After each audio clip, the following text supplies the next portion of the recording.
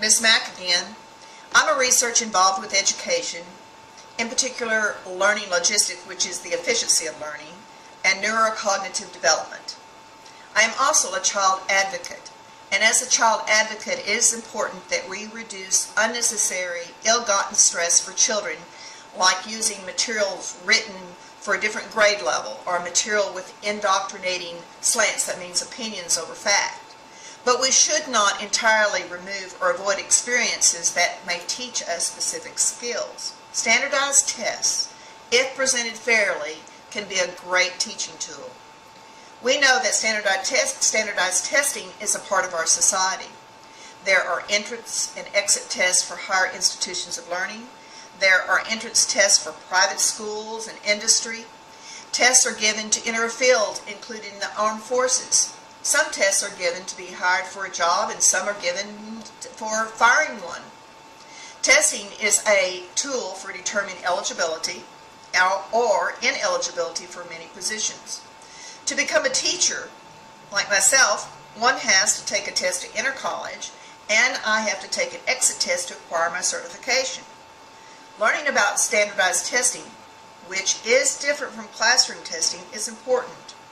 One way to improve testing results, to train the brain, is to first switch the roles. Instead of the test owning you, measuring who you are, switch the roles and you own the test. Instead of a reactive brain, you now have a proactive brain with higher engagement. Become a test detective.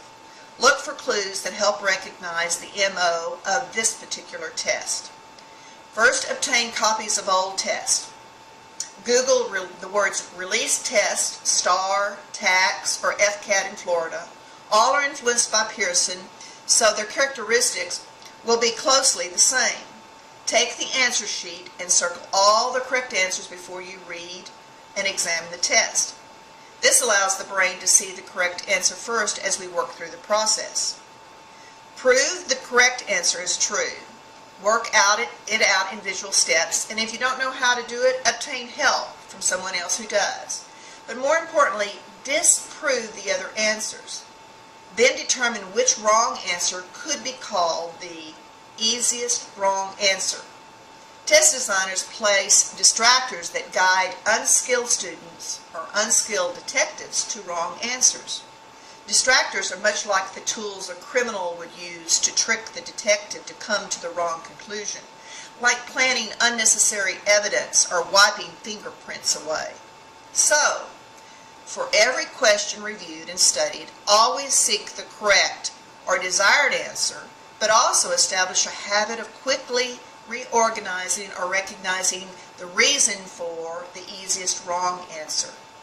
Then, in your own words, teach the question to others, parents, grandparents, siblings, or classmates, pointing out the reason for the easiest wrong answer.